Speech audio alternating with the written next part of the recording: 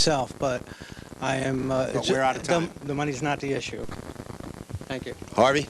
Okay, Kurt, here's the bottom line to this case. If you hire a painter and you're not specific about how many coats, the painter has the obligation to make sure there's adequate coverage. And that is going to do it for this case. The litigants for the next case on the way into the courtroom right now. This is the plaintiff, Alex Puma. He claims he was driving his good buddy, the defendant, home after a night out and wasn't the least bit intoxicated. He stopped short, just joking around, as the defendant was trying to smoke, so he got angry. He pretended to punch out his windshield and finally did. He's never gotten a dime from his pal, and in fact, they're no longer friends. He's suing for $282 for repairs and missed work.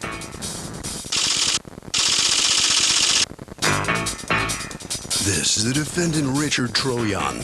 He says the plaintiff was obviously drunk because he was driving crazy, swerving from side to side and stopping and going.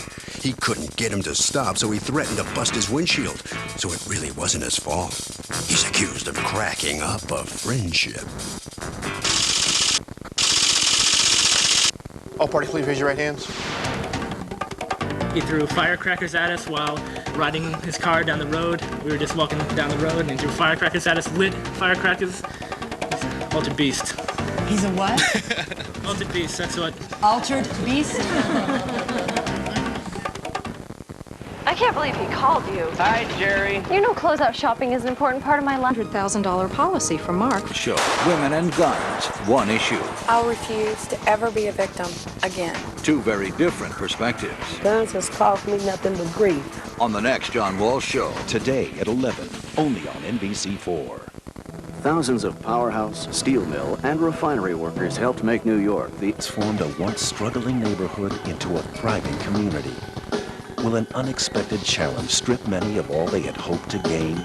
Losing home sweet home? Tonight on News Channel 4. After a beer-guzzling night out, how wild that night was is a mystery that ended in a broken car windshield. Who's responsible? It's the case of There's Trouble Brewing. Mr. Puma, you are suing Mr. Troyan for $282, $210 of it to repair a windshield that you say he broke, and $72 for missed work, correct? That's correct. Okay. What happened? That night was a Friday night, August 23rd, 2002. I worked till 1 o'clock a.m. Work at the IRS. All right. Till 1 o'clock a.m.? Yes. Worked late shift. And I met him down in the bar in Port Jefferson, New York. Drove home about 2 o'clock, 2:30, left, and on the ride back home, I must have stopped short. He was smoking a cigarette. He got annoyed. And for some reason, thank you, sir. For some reason, he felt the need to punch the windshield and break. You punched a windshield because you stopped short? Right. How did you know him? We're good friends for a while. How long? About 10 years. 10 years? You've been friends? Yeah. Does he have a violent temper? Yes, he does. That's why they're here. Yes. And just a second, it's not your turn yet. So what ended up happening after that? What'd you do? You didn't call the police or anything like that? No. Do you have pictures of the windshield? No, I don't. All right, then you had the windshield fixed how much later? How much later? Okay, how much later is not a yes or no question. Okay, how much later did you have the windshield? That would be 3 days. 3 days later. Day, All right, yeah. do you have a receipt for the fixing of the windshield? Hand it over. Now, you have two witnesses who are here. These are your friends? What are their names? John and Pat. Which one's John, which one's Pat? This is John right here. Okay, John, what is your last name? Wilson. Mr. Wilson, how old are you? I'm 16. They're not my friends, my brother's friends. They're your brother's friends. Right. How old are you? 25. And how old is your defendant? 24. Okay. So you have called this 16-year-old as a witness, and let's figure out what you have to say that might shed some light on this. Go ahead. Okay. You see, I saw the cracked windshield about the day after it happened, and it was pretty brutal. And I have been subject to Rich's abnormal behavior in the past, as maybe a year ago he threw firecrackers at us while riding his car down the road. We were just walking down the road, and he threw firecrackers at us, lit firecrackers. He's an altered beast. He's a what? Altered beast, that's what. Altered beast? He's an altered beast. Yeah, they're your witnesses. Don't put that face. Listen, Your Honor, my brother wanted to come down, but he had to go to school today to test. Was your brother with them? He was there too with them, yeah. So this is my my backup. Your backup? What are you explaining why yeah. you have the second string here? I probably shouldn't have, yeah. Okay, no. Okay, so, all right. I'll tell you what. Why don't you two guys just make yourselves comfortable? Go ahead and take a chair. Okay? Good job, guys. All right. Now, You had to pay $210 to fix the windshield. What's this about missed work? I missed a day of work on Saturday, 4 hours. It was overtime shift. Okay, well, what in other words, you decided to go on a you decided to go on a work day to fix this, and you want him to pay you because that was your decision? Wait, say it again? You decided to go on a work, okay, you could drive with a broken windshield, couldn't you? Yeah, I drove home that day, Friday. Right, yeah. so you could continue to drive until Saturday, which was a day off, Well, right? that's different, though. You know what? I'm done with you. It's your turn. What's going on? Basically, we were going to a local bar, and we came back. He had too much to drink, and... Why were you in the car with him if he had too much to drink? Well, I wasn't thinking of the time. I don't know. I wasn't thinking at the time. Did you have too much to drink? I had a couple of drinks. No, You both had too much to drink? I would say, all right, we had equal. Oh, Right? oh, you had equal? Okay. We had equal what drinks, you know. You both had a lot to drink. What's a lot? Yes. What's a lot to you guys? Well, I don't know. I would say maybe like 6 beers and a couple of shots here and there. I don't know. That's a lot. That's... And then you get in a car? Well, you're not really thinking when you're, you know. Yeah, when that's you're sort of with the friends, idea. You You're misjudge. thinking before you drink. misjudge. See, let me explain something. Yeah, you misjudge. That's the whole concept behind drunk driving.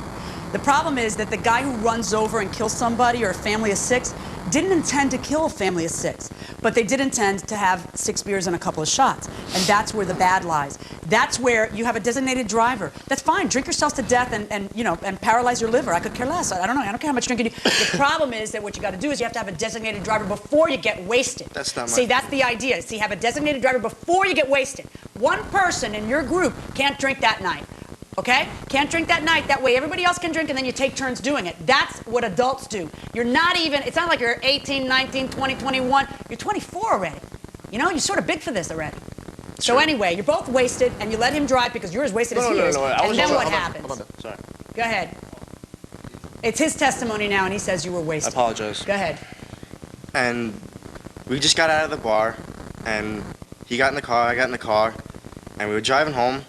We were coming to a light. He was pressing on the brake. He was swerving. Basically, he was driving totally irresponsible.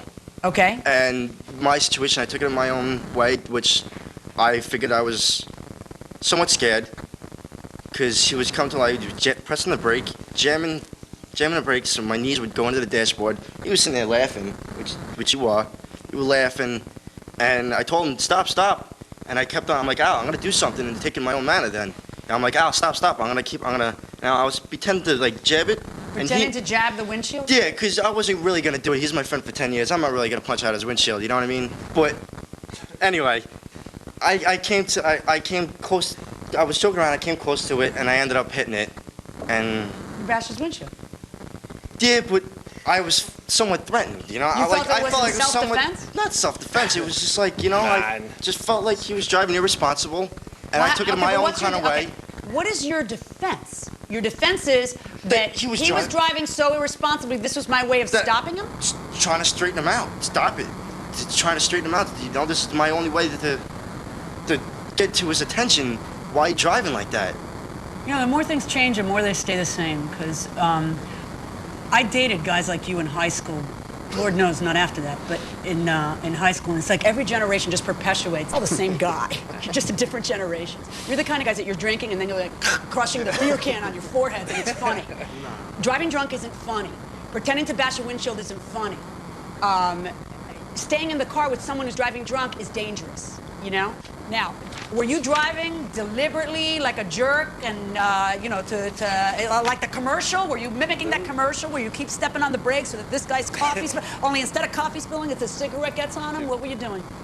I had worked till 1 o'clock, like you said, right? I worked till 1 a.m., right? Yeah, I worked till know. 1. So what were you doing in the car? Just I don't want a driving recap normal. of everything. I only had 2 drinks, miss. It's all I had, you know? First of all, it's Judge, not Miss. Okay. Okay. And Judge. Second of all, I don't believe you only had 2 drinks for 2.5 hours. Well, I had worked till 1. And it happened, I had worked till 1 o'clock a.m. And from 1 to 2:30 when you're taking him out, I don't believe you so only I had 3. I wasn't drunk. Even he admits that he had like 6 beers and he says he drank as much as you. He was there before me. I met him down there. How many drinks did this guy have? A lot. You had what Al? You had what I had. You can't talk to me. They ended this friendship over a bad piece of glass. Is the defendant responsible? Judge Millie on Rules, next. If you would like free tickets to be part of our courtroom audience, call toll-free. And I'm Dina Matas McGreevy. Make books a fun... Connect to the People's Court at peoplescourt.com. Closed captioning and other consideration for the People's Court, provided by... The Brita Smart Pitcher not only gives you clear, refreshing water, it's the only pitcher that reminds you digitally when to change the filter. The Brita Smart Pitcher. Refreshingly smart. Fact. Most of the bad odors you smell start with germ. Now you can help manage your diabetes. As he was hitting the windshield to make this plaintiff stop. I definitely don't think he was just hitting the windshield. He was trying to do something else. Okay, coming over here, ma'am. Yes, I think because both of them was drunk, they were both irresponsible, and the plaintiff shouldn't get any money at all. Okay, and celebrity sighting, Carlos Diaz from my favorite show, Celebrity Justice, my second favorite show. Here you are. I don't think it's possible for a guy to motion and knock out a windshield. If he knocked out the windshield, he needs to pay for the windshield. Okay, we're going to go inside the courtroom. Real interesting case. The judge is on the bench, and here's the ruling. You know who can't talk anymore? I can't talk to you guys anymore. We're done. You're not entitled to the time that you missed from work because you chose to take it at a certain time, okay? Now, you did the right thing. You fixed it immediately because, you know, you shouldn't be driving around with a broken windshield. But the windshield didn't shatter. It had a little crack in it. I mean, you know, that's fine. It doesn't matter. You got to pay him because you're responsible for your actions, too. So my verdict is for the plaintiff in the amount of $210, the cost of the windshield. Pay the man. Thank you. So the plaintiff wins this case, and here comes the defendant right out here. You know, that was on national television there in the courtroom. You proud of all that testimony? Yeah. What about next episodes of drinking and driving? You going to do anything differently? I guess never get in the car with a person like that again. I mean, that's putting someone's life in jeopardy. All right, right down the hallway. Okay, Douglas is waiting. Come on out here. Here come the plaintiffs and his posse here, whatever this is. The boys. What's your reaction here? On me? Yeah. I'm pretty happy with the decision. You know, I won. I should have. You punch a windshield. I'm happy. You do anything wrong that night that you would do differently? I had a few drinks, and that was pretty much it. I probably shouldn't have, but I did, and that's pretty much it. You want to add anything here? One quick chance. He beat up Matt Alessandro. And he's an altered beast. All right. Okay. Let's go to Harvey, Times Square. Okay, Kurt, you know, if this plaintiff ever gets arrested for drunk driving, it would be interesting for the judge in that case to see the tape of this case before deciding an appropriate sentence. And we have a big group here from... CES 28. Okay, you guys are on a field trip. Who wants to be a lawyer here? Nobody. Good move.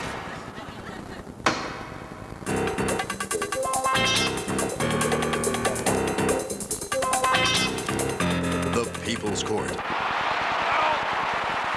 The hitter's kicking himself, Vin. He just missed that pitch.